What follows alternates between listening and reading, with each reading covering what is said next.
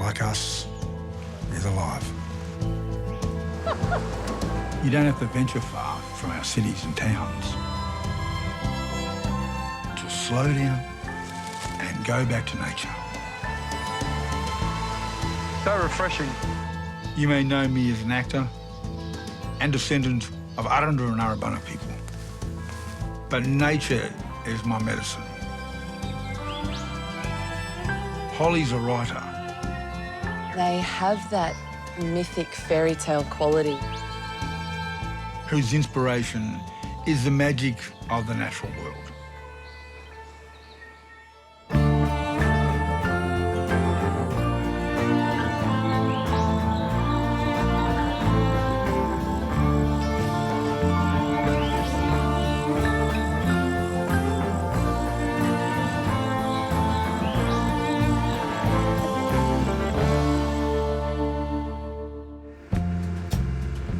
Come with us to Durban, river country,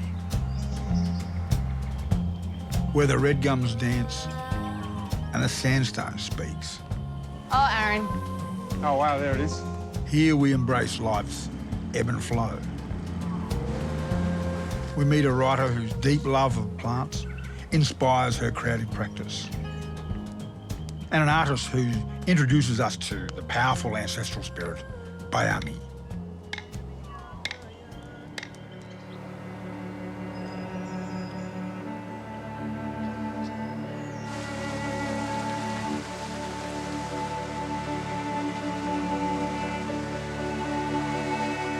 Has nature ever inspired you to create?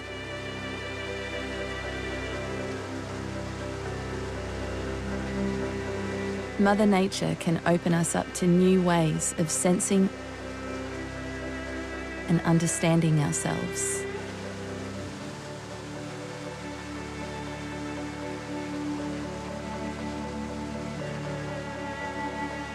Just 1 hour north of Sydney, we glide along the creeks of Deerrubin, the Hawkesbury River. On the southern bank, we visit Upper Gledhill Falls and Wagamara Nature Reserve. We then head north to Divines Hill and Bulgandri Aboriginal Art Site. First Nations people have lived here for at least 50,000 years. And they lived through some incredible changes to the landscape. Around 12,000 years ago, far less water ran through here. The ice caps melted and sea levels rose, flooding the valley.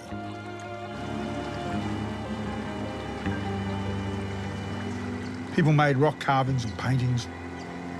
Over 1,500 art sites have been found here, making it one of the largest art galleries in Australia.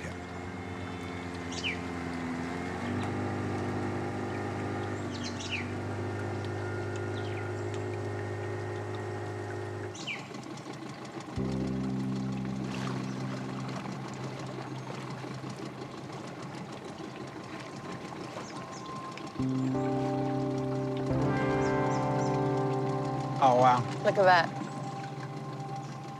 These hand stencils were probably made while standing in a canoe at high tide. Ground ochre was mixed with water, then blown from the mouth. Really makes my mind expand thinking about time and people and stories. It shows these people had a connection to land and that the land had a connection to them. And it's one continuous connection that's unbroken.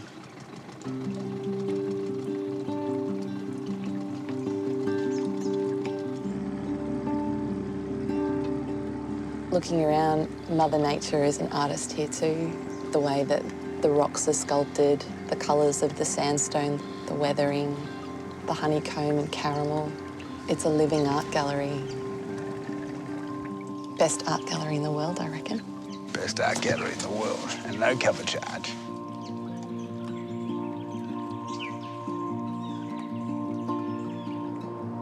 First Nations people had many names for this river. One of those names, Deerrubin, survives.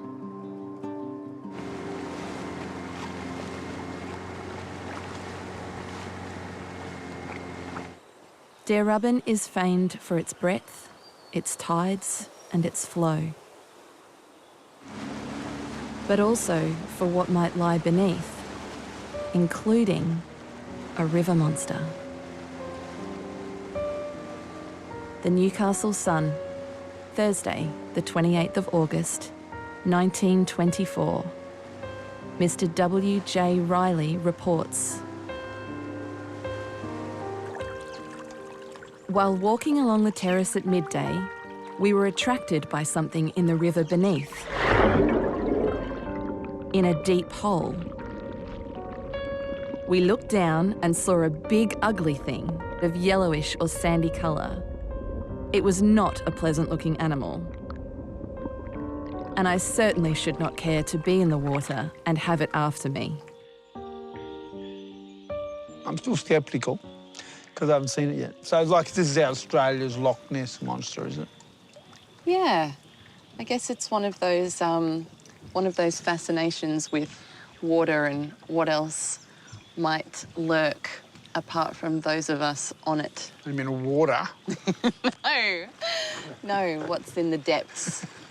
What's in the depths? Yeah, there's probably one living in the river, but it's probably dead, in bones. Maybe it's a ghost. Maybe it's a ghost. Oh. Hey, what's that? No, don't.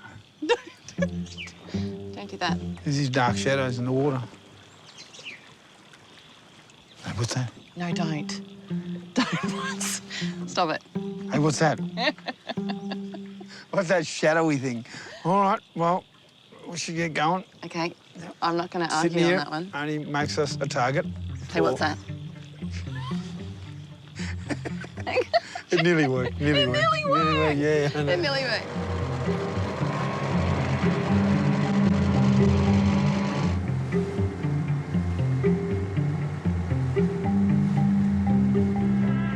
Many First Nations people have cared for this land, including the Darkinjin, Eora, Awaba and Darug. They knew that the plants, animals and fish that live here are kin.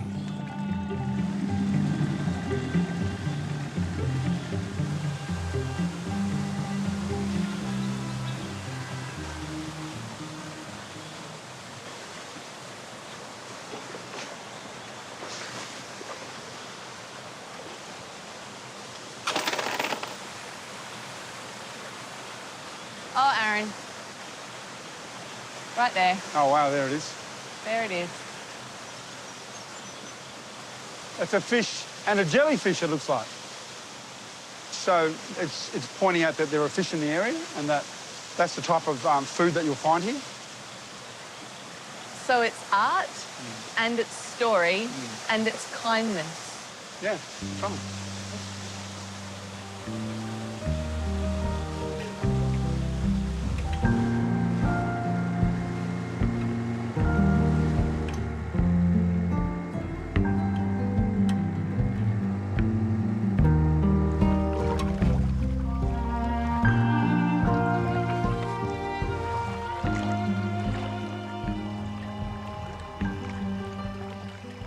Imagine this place thousands of years ago with all the people. Or maybe, let's say, 300 years ago. You know, living, laughing. Yeah, just living in harmony with this place. And as dusk gathers, it's really easy to imagine families coming together, building fires, canoes coming in on the water, maybe some nice fish for dinner, laughter, stories. Reflection of the day. Reflection of the day. And just this mass of water. I mean, Yeah, everything's connected by the river.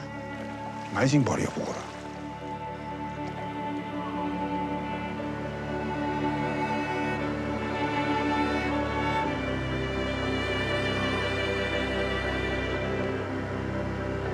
We glide to the south bank of Deerrubben and climb to higher ground.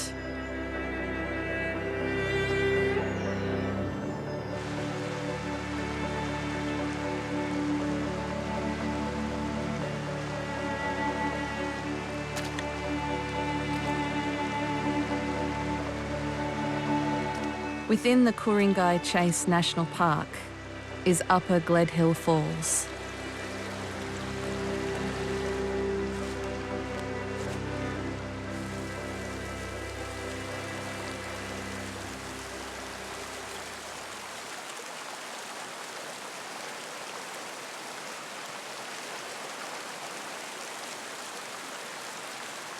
Pretty magical place. There it is. It's like one big water feature.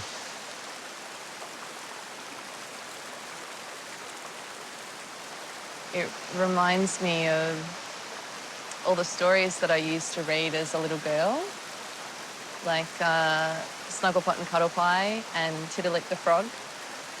And in those stories, waterholes were places of really important gathering, and it was this place of great significance.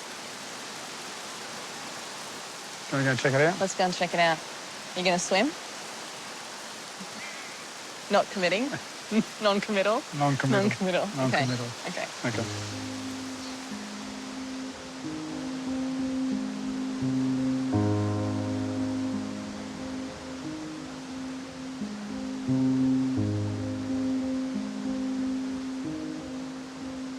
Being near free-flowing water as beautiful as this, I'm always drawn to get in. I want to be brought out of my head and into my body.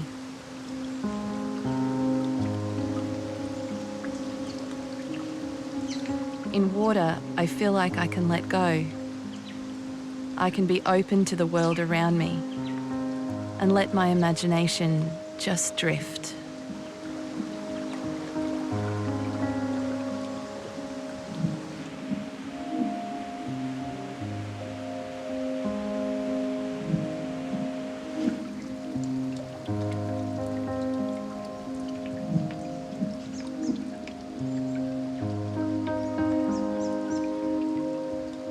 Whenever I put pen to paper, I always draw a tree. Always. They aren't straightforward. They have so much depth.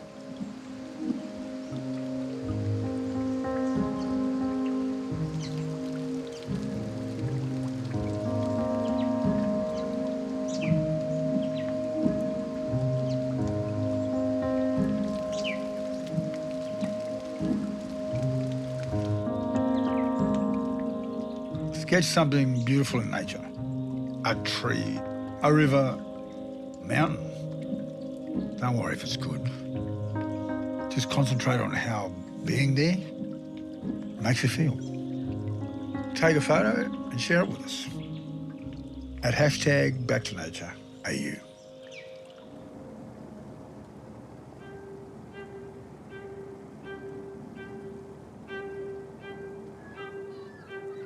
Moving inland towards Mooney Mooney is Mwagamara Nature Reserve.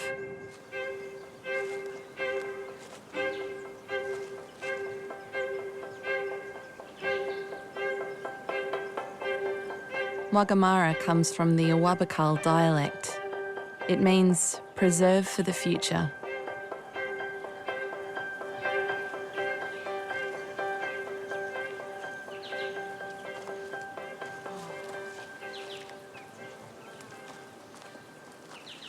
I love so much how nature is its own art gallery. Yeah, it's You know, impressive.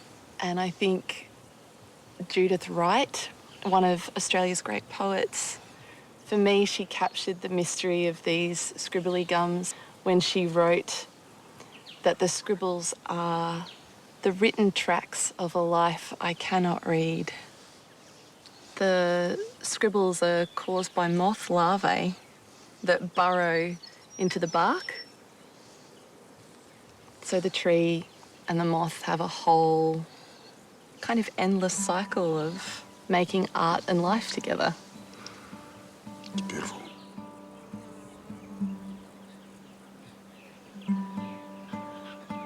The bushland near Darebin attracts many artists and travellers. It's a beautiful place to rest and find inspiration. Georgina Reid is a writer who lives below Mwagamara. She believes nature has immense gifts to offer us, and that we have gifts to offer nature in return. How do you feel amongst the family of trees? I'm at home. Yeah, definitely at home. Doesn't matter where I am. Doesn't matter what part of the country, I think. It's just being with trees is home. It really feels like trees are kin. They're living beings and they're family.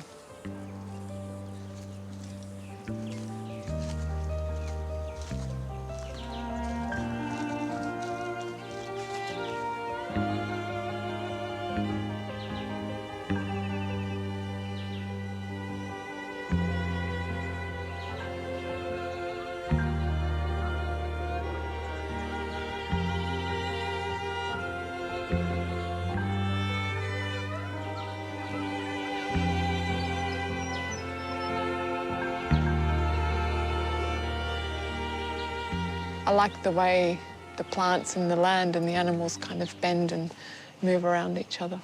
And belong to each other? Belong to each other, yeah.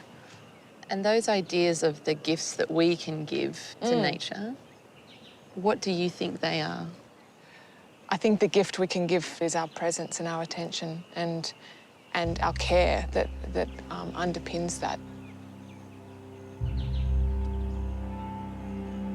I've been writing some poems about the river, this river that I live on, Hawkesbury. The narrow dirt path winds through the trees. Clumps of she-oak bind themselves to the riverbank, guiding her along the track. Solitary gums stand tall, the sinuous curves of their orange and grey bodies moving to mysteries only they know.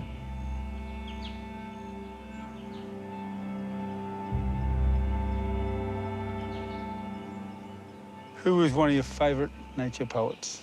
Mary Oliver's probably my favourite.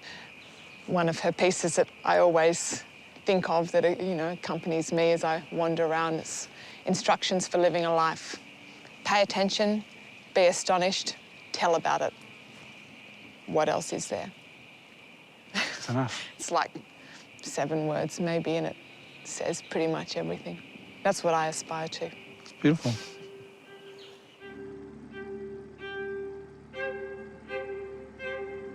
We cross the river from the south bank to the north and enter Darug National Park.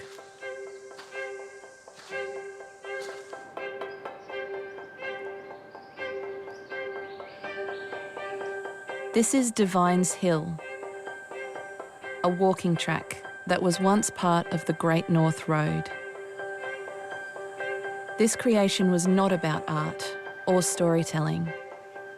This was about industry and utility.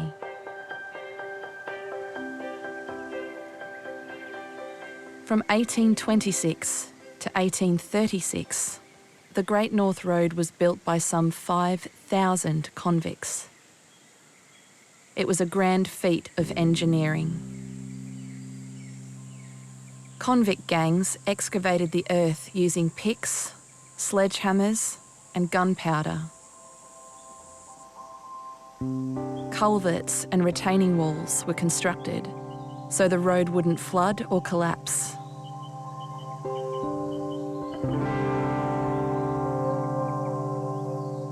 It was back-breaking work.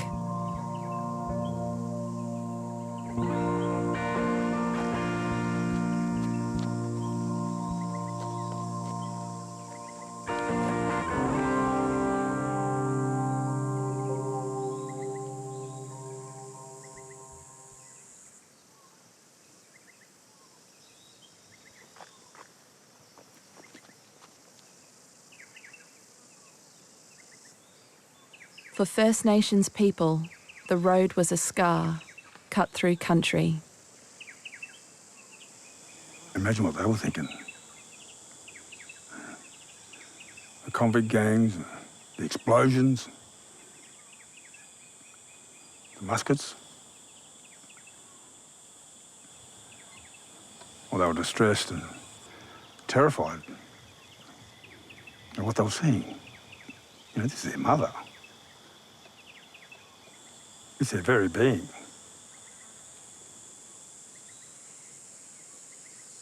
And it was obvious, the Waifalas, they were building their dream. And the Darug, well, their dreams are being shattered.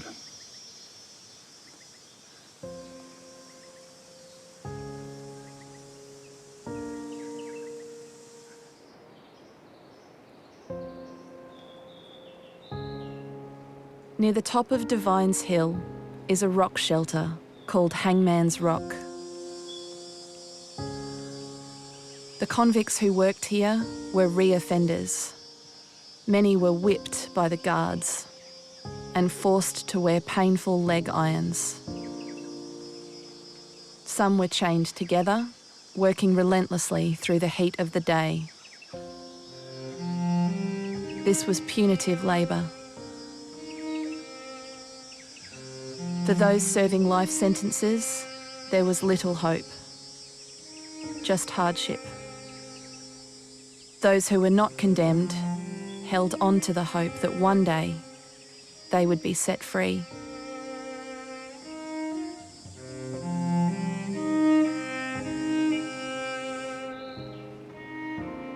Ten years into its construction, the Great North Road was abandoned. Other routes north of Sydney had been established. 260 kilometres of road had been built, but it would never be finished. And the land would never be the same.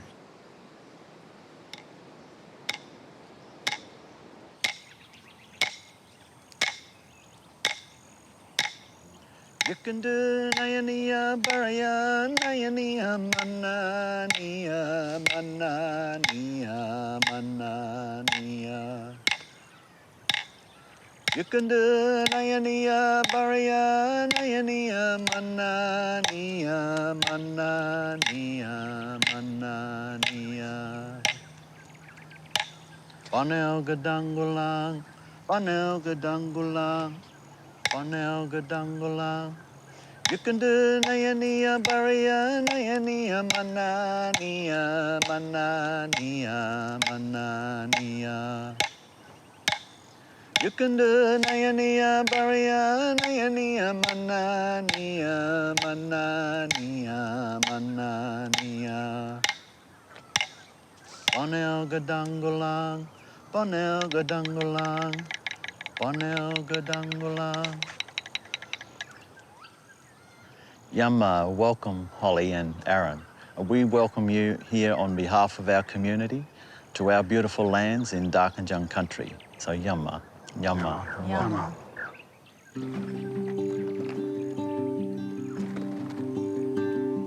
Gary Duncan is a Gomeroi man with bloodline connection to the Nganno and Awaba people. He works to protect Darkinjung and Awaba culture. The carvings at Bulgandri Aboriginal Place depict a powerful ancestral spirit who created life on Earth.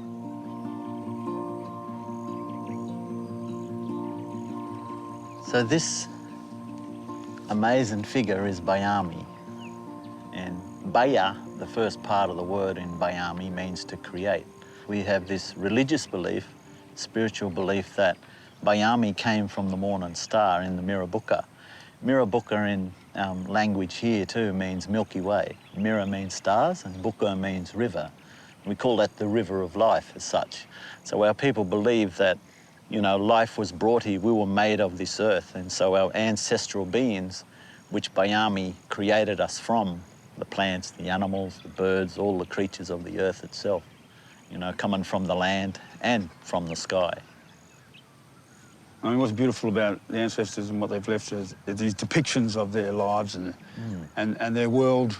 Yes, and also our religious ways too, and how we treated ourselves, our people, and the environment, how we all link together as one.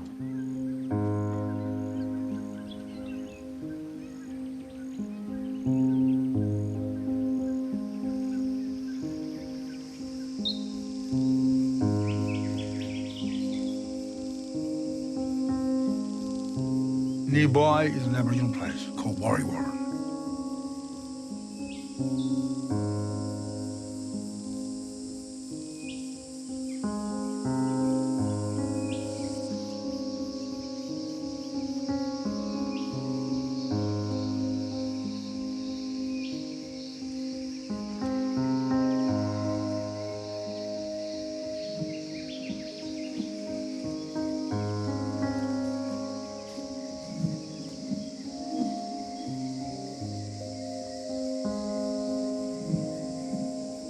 This was a permanent camp and ceremonial place for generations of people.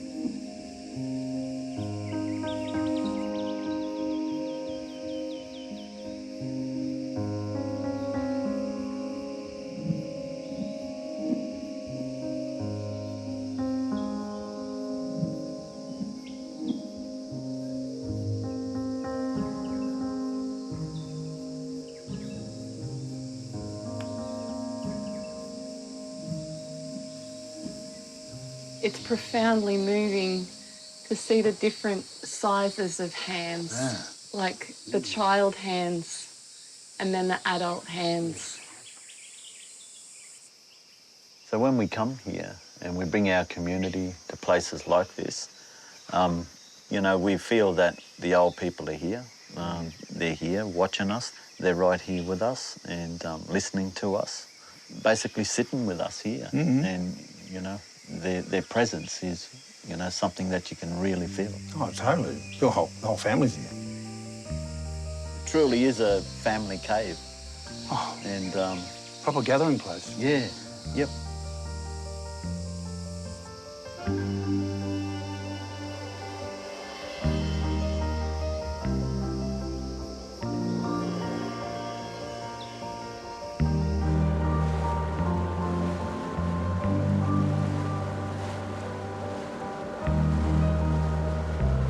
This river nurtures so much life that people that aren't. The spirit of this place, it's immense.